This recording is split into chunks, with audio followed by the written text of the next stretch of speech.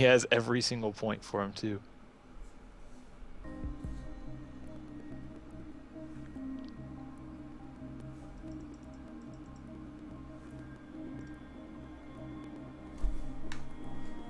And it's Mr. Stepanov from Russia.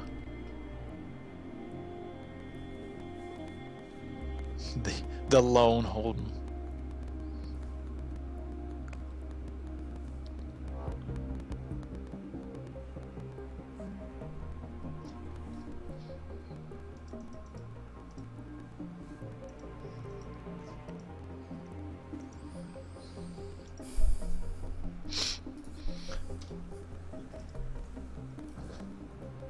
So give us 1 minute while we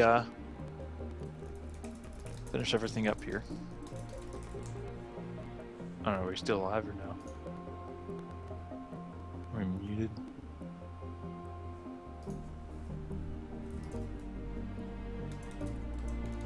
Oh.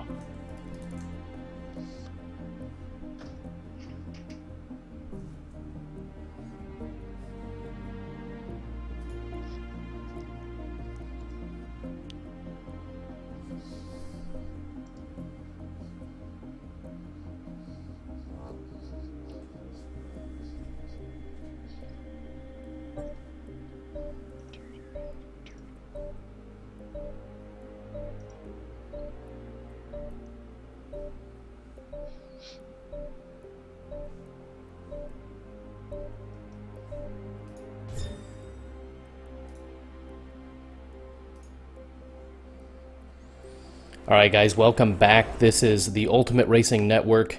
I'm your host, Ryan McDowell, Siphon68. Joining me in the commentating box this week is Ryan Shelton. Say hello. Hey, what's going on? This is the fourth round of V8 Supercars 2015. We're here at Le Mans Bucati Circuit. It is going to be run under night. This first race is going to be 11 laps of racing. There's one formation lap here.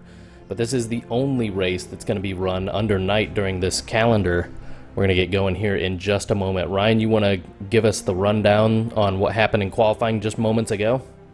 Yeah, so we actually saw a few surprises now with this smaller field of cars. We actually saw a few guys show up well, especially N6R Gannon starting out second right beside Zermatt in first.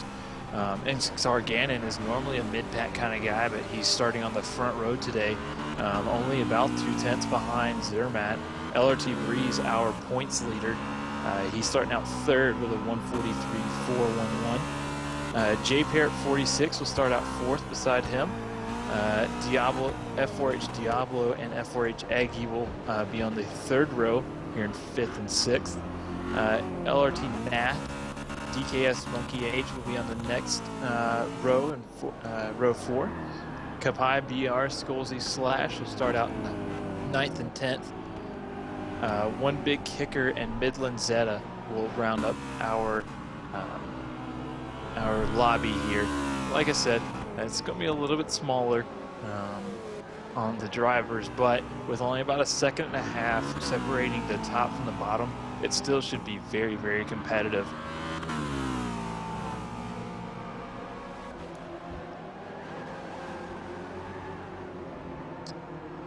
Your mic, Ryan. Your mic.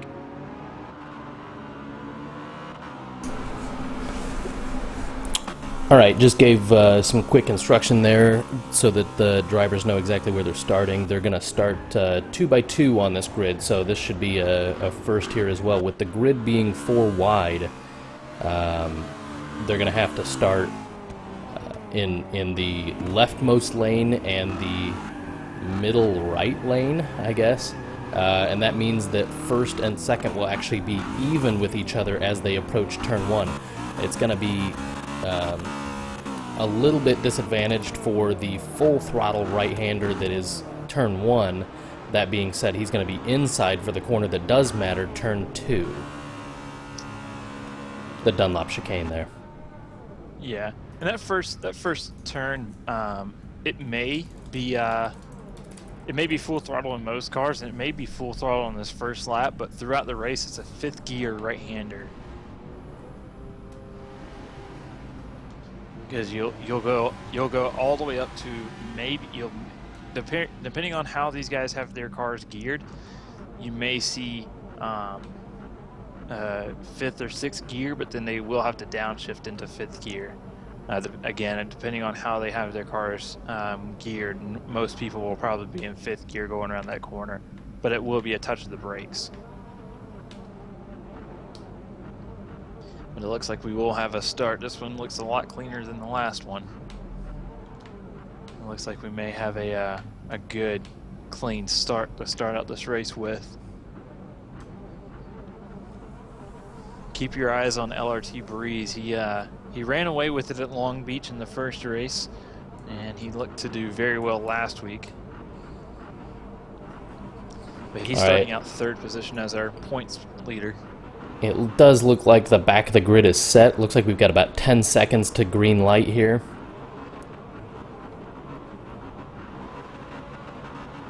The cars rev their engines. There you go. Oh! And it's lights out. Bit of a slow start there. Bad start. He will actually go all the way back to the back of the field. And LRT Breeze got a really good start. He's going to go up to the pole. Went right around TPR Zermatt there. LRT Breeze now leads this race, as they just come out of the Dunlop chicane there. They're heading down into turn 4 now. Camera is currently focused on F4H Diablo. Looks like there's some panel rubbing through the midfield, but that's not too much. But it looks like they're off to a clean start here. I think that was that DKS Monkey that had the bad start there at the beginning? That was J. Pierre at 46.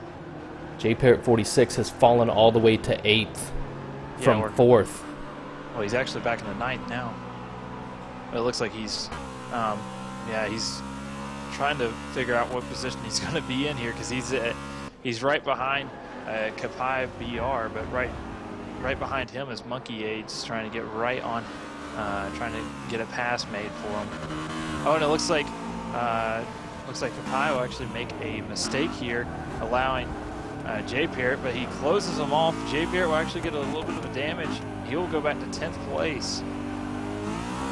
Looks like Eggy trying to nose in around Diablo here. They ran very close. Diablo kind of cut him off there at the chicane. Fair enough, though. Very slight contact as they begin to finish their first lap of this race. I'll give you the current running order. We've got LRT Breeze leading this race.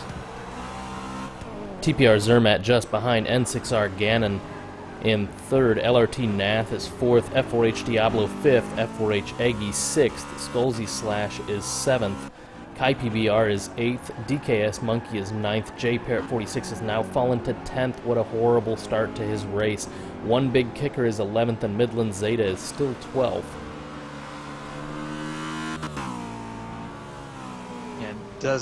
Doesn't look like this is going to be the race that J. Parrott wants, but he's probably going to try to make the most of it, make a few positions up, and make a lot more of it coming to that 45-minute race that's coming up next.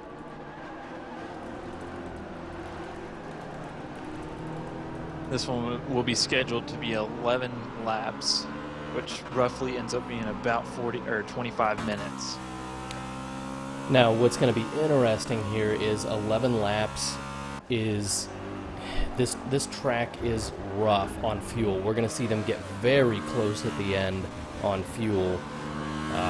We ran a Masters race here previously, and we were averaging about 2 laps less than normal just around the circuit. I'm not sure what's causing it, but the fuel usage here is definitely increased. We're going to go look at the leaders, see if we can't see how TPR Zermatt is doing on LRT Breeze. It looks like they're actually holding pretty steady here.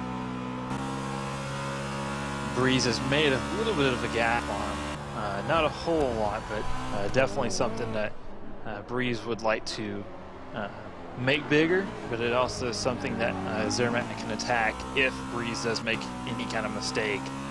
He can be right there. This turn 4 right here is by far the hardest corner on the track, and maybe even the calendar.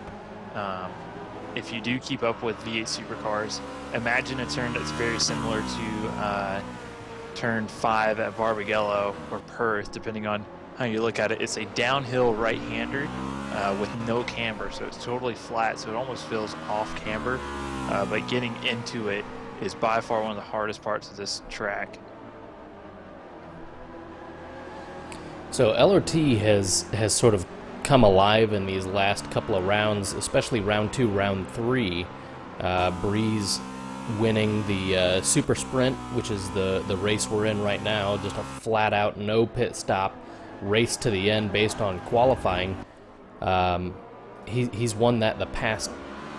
I apologize. He won that for Hockenheim, but he won the full race, the reverse grid based on standings, at Long Beach. At Hockenheim then, and during the Super Street, the longer race, LRT Breeze finished second only to his teammate LRT Nath. So those LRT guys are definitely know how to put on a good race effort, even if they're not nabbing pole. Yeah, and LRT Nath actually, he's not, you know, the top level driver, but he did come through with a win last week in that 45-minute reverse grid race, and currently sits in 4th after starting in 7th. Here on what looks to be lap 4 of 11.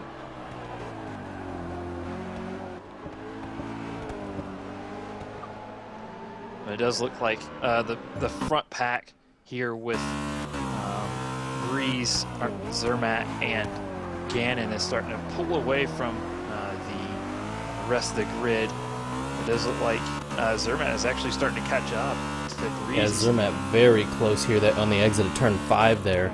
Yeah, it looks like he's actually starting to make up a lot of ground. Looks like we may see a pass here in a minute. Oh, yes, just on the exit of turn 6 there. Makes a bad exit. He'll actually chop the nose of Breeze to make sure that he gets the racing line. Here we come down into the 7-8 chicane. This is pretty tricky. Usually it involves a quick upshift midway through the corner to make sure you're not spinning up the rears.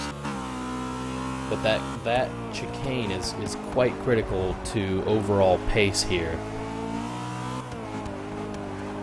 This uphill left-hander that they're going through right now, very tough because the back end wants to slide out on that camber, the positive camber of that corner. Yeah, it looks like Zermatt is actually starting to take that lead and grow on it. He's actually started to get a little bit of a gap here, even though he only just passed him a few laps or a few turns ago. Now, he did qualify on pole by about 0.2 of a second. Kind of give you an idea of what kind of pace he was making. We're going to go back and ride on board with Skulzy Slash, currently 7th, as he chases down F4H Eggy and F4H Diablo.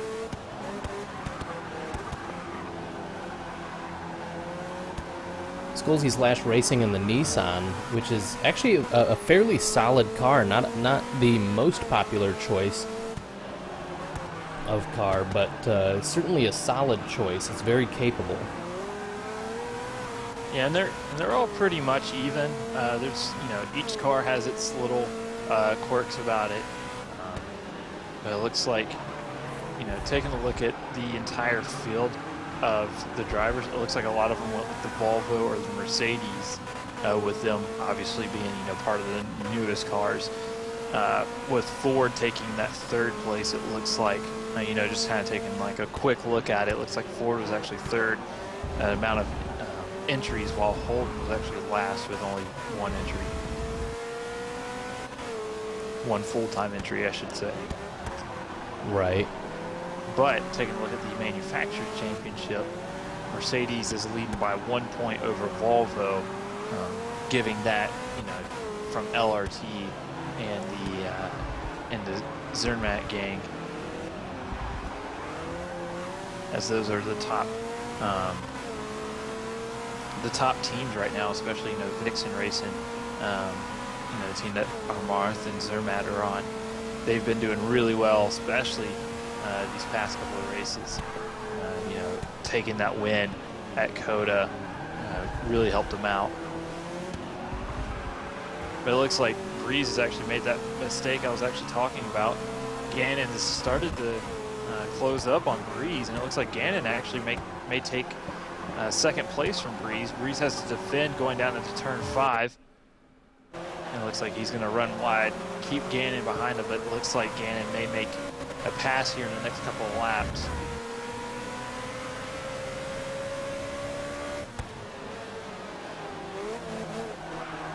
He's got to be careful. That's his teammate. Definitely doesn't want to. I mean, he wants every position he can get, but he's got to be careful not to ruin his teammate's chances here either. Or I'm sorry, that is not his teammate. They just run a very similar, blue Mercedes livery. So yeah, he's going to be. Forget what I said. He's going to be as voracious as he possibly can. Yeah, that's what I was thinking. I was like, I didn't think they were teammates, but I'm a little slow on most things. But it does look like Breeze is going to try to make the most of this race, as it doesn't look like he's got the car set up right now that he wants. He could be aiming for that more difficult second race as well.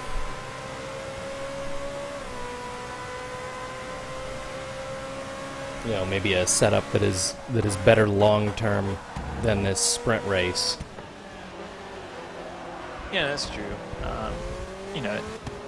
Give or take, we'll definitely keep an eye on him as the race goes on, as he is our points leader right now, but only barely over GSR Roadrunner, I believe. Oh no, TPR Zermatt. Sorry. Yeah. So he leads by roughly about 28 points. Yep. Yeah. And there's 15 points between first and second.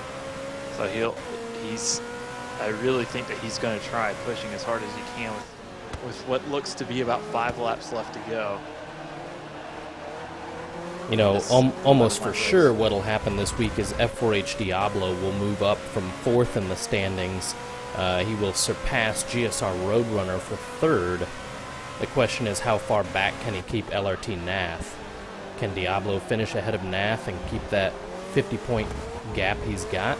He only needs to make up 43 points to take 3rd away from GSR Roadrunner. It's almost a given that that's going to happen this weekend with GSR Roadrunner missing these races.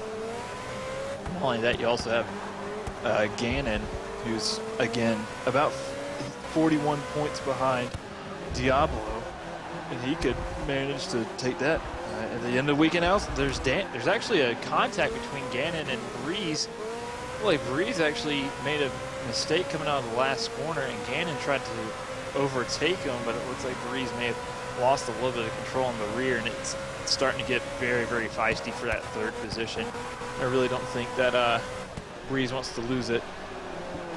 They're fighting over 2nd here, but yeah, the thought is that, if he makes a small mistake, he really doesn't want to lose those points because there's another big points drop-off. You see some irregular lines here from Gannon as he tries to find a way around.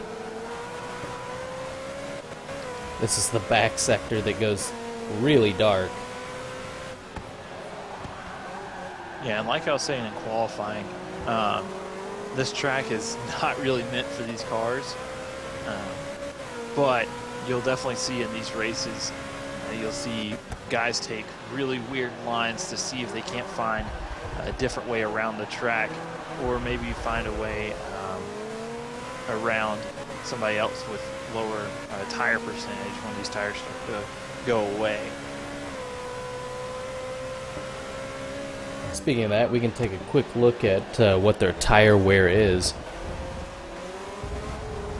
Looks like 30% on that front left. It's just punishing that front left. The rear left is only about 20% on Gannon's car here. Yeah, so the front tires are really starting to go away for these guys. Gannon much smoother through that final turn 11 there. Yeah, but this has very, very big implications on the championship. If Gannon can get around Breeze, that's going to put Breeze and Zermatt almost tied for the top championship point coming into that final, into that 45-minute race. And it's also going to put Gannon into a better spot to maybe take third in the points. Well, while you keep an eye on that, I think we're going to go back and stay on board with KPBR, see what the guys sort of the middle back pack are doing. So KPBR currently running 9th from J. Parrott 46 ahead. Runs a little bit wide on the exit of turn 4, really trying to make up any ground here. If he can make up some time, he'll make up several positions as they're kind of bunched up here. I mean, not bumper to bumper, but these cars are right in row here.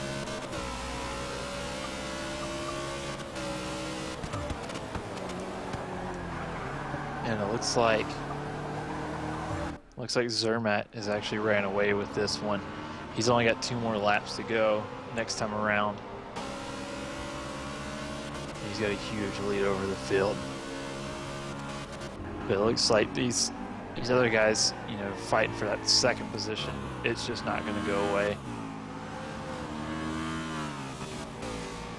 And also, Jay Parrott was not able to doesn't look like he was actually able to capitalize on his bad start, as he's still in 8th position after starting in 4th. He had a very bad start that brought him all the way back to about 10th place. He's able to make up a few positions, but it looks like he's actually got Kapai on his rear bumper, going to try making a pass sometime in the next 2 laps. Yeah, he's definitely got the pace to do it. I don't know whether, you know, if Jay Parrott is struggling with consistency here or what's going on, but he's made several mistakes. Looks like he's a little bit out of order here into the Dunlop chicane. Still stays ahead though. Big mistake from KPBR. That's probably going to be the end of that pursuit for KPBR of 8th. We'll move up and see Jay Parrott take on Skulzy Slash.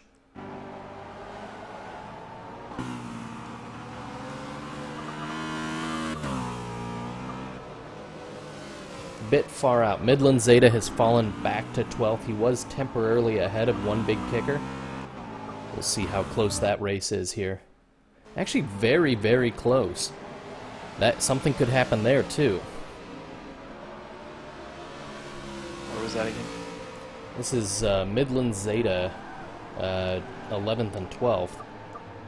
Oh, so they're fighting for who's going to get 11th, the racing yeah. line on the next race, for that 45-minute race. They're certainly not giving it to each other.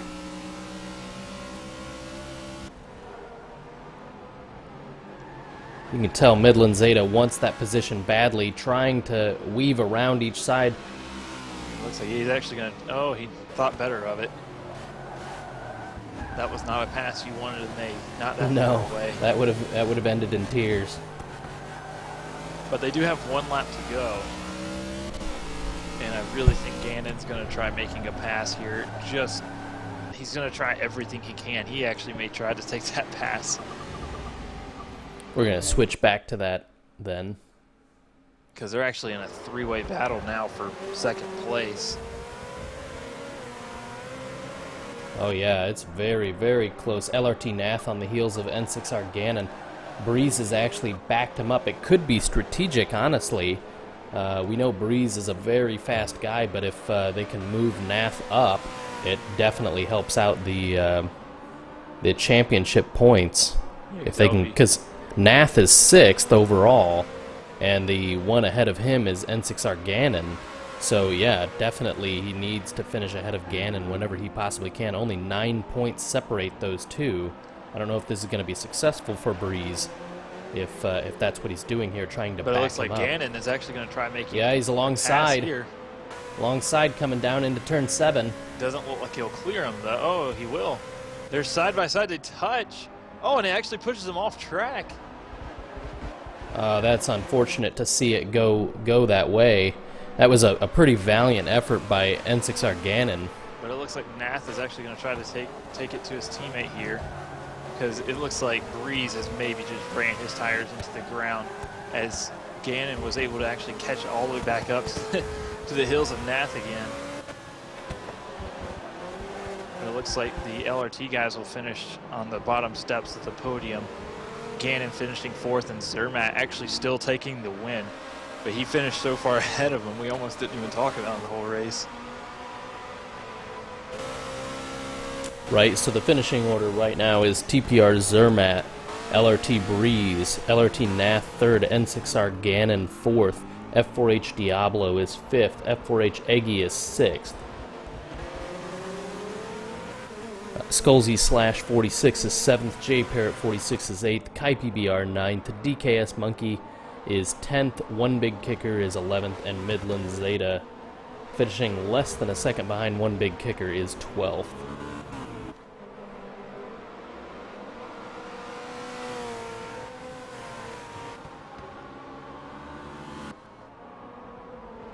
Yeah, that move, that passing that Gannon tried to attempt, I'm not sure how it's going to look on the stewards, especially with the way the point standings are looking. We'll have to see how the stewards take a hold of all of that. Yeah, the other side will be whether Gannon feels wronged enough there. I don't know about you, but I wouldn't feel good about a bump off in a corner like that when I'm making the charge. Oh, wouldn't be real happy with it, especially if it cost me a point to the guy's teammate.